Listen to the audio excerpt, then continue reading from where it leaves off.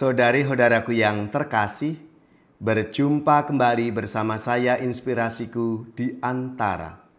Renungan Harian Jumat 21 Agustus. Hari ini kita bersama seluruh gereja Katolik memperingati Santo Pius ke-10. Semoga kita bersama keluarga, komunitas kita selalu dalam keadaan baik, sehat, dan tetap bersemangat. Marilah kita mengawali renungan kita dengan tanda kemenangan Kristus.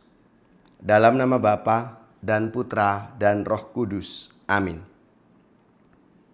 Allah Bapa yang Maha Mulia, Engkau menyatakan misteri kasih-Mu dari zaman ke zaman. Semoga kami semakin peka akan penyertaan-Mu dan dengan tulus hati peduli terhadap kesulitan sesama.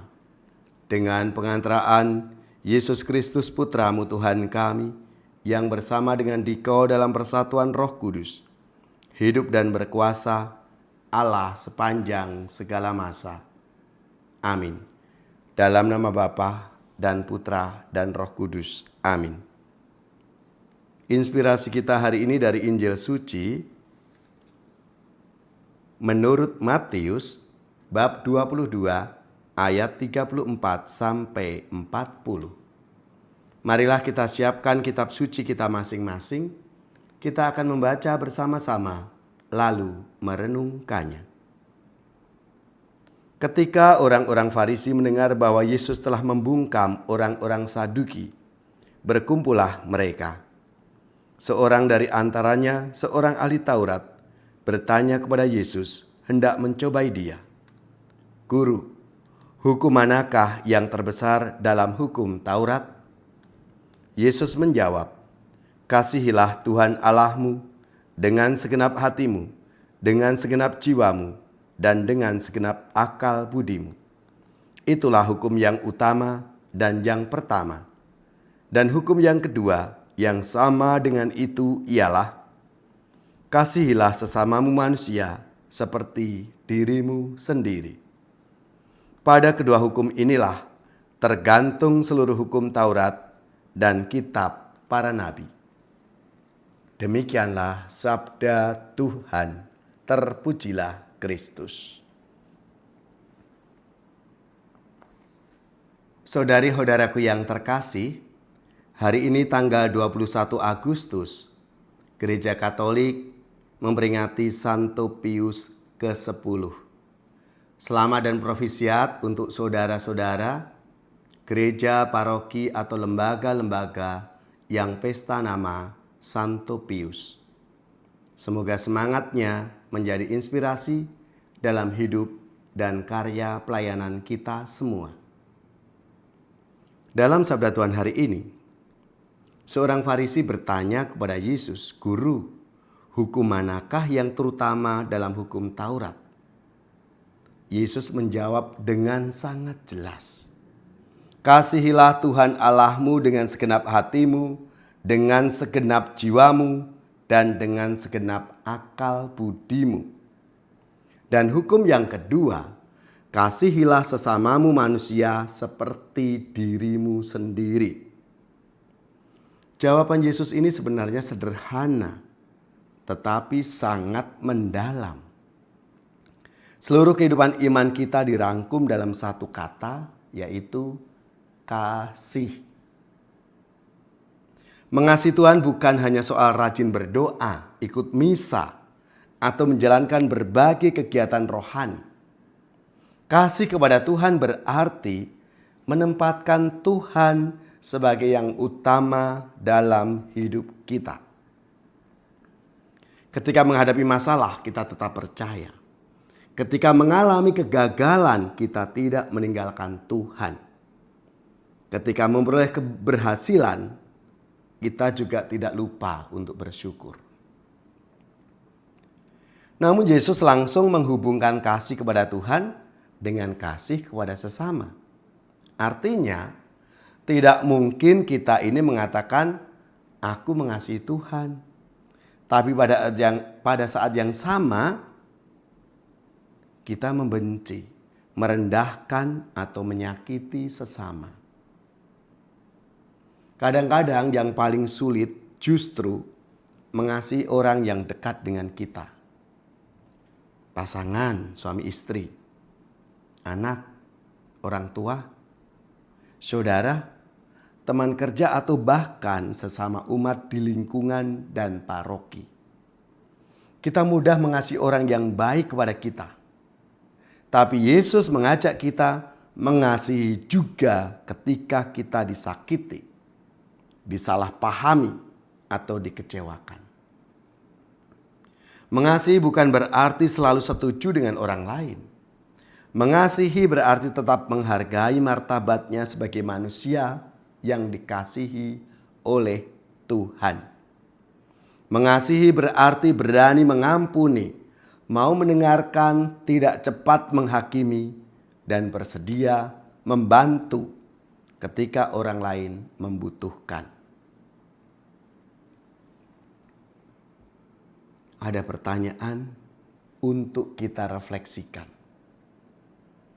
Apakah orang-orang yang hidup dekat dengan saya sungguh merasakan kasih Tuhan melalui diri saya ini? Apakah orang-orang yang hidup dekat dengan saya ini sungguh merasakan kasih dari Tuhan lewat diri saya ini? Jangan sampai orang lain lebih banyak merasakan kemarahan kita daripada kasih kita. Lebih banyak mendengar keluhan kita daripada ucapan syukur kita. Atau lebih sering menerima kritik daripada perhatian dari kita. Saudari-saudaraku yang terkasih, kasih kepada Tuhan dan kasih kepada sesama adalah dua sisi dari satu kehidupan iman. Semakin kita dekat dengan Tuhan, harusnya semakin lembut hati kita terhadap sesama. Dan lewat kasih kita kepada sesama, kita sebenarnya sedang menunjukkan kasih kita kepada Tuhan. Maka marilah kita mohon rahmat Tuhan agar hati kita ini tidak hanya pandai berbicara tentang kasih, tetapi sungguh-sungguh menjadi pribadi yang membawa kasih di dalam keluarga, komunitas, tempat kerja, lingkungan, dan dimanapun kita berada. Ya Tuhan, ajarilah kami mengasihi-Mu dengan segenap hati dan mengasihi sesama kami dengan tulus.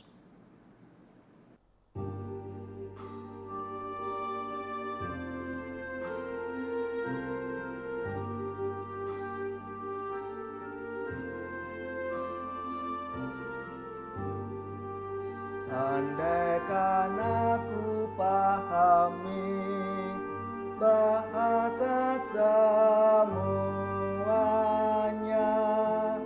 hanyalah bahasa cinta, kunci setiap hati.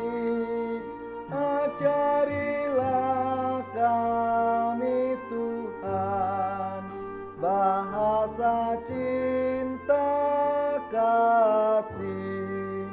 Andaikan aku lakukan yang luhur dan mulia, jika tanpa cinta kasih hampa dan tak berguna.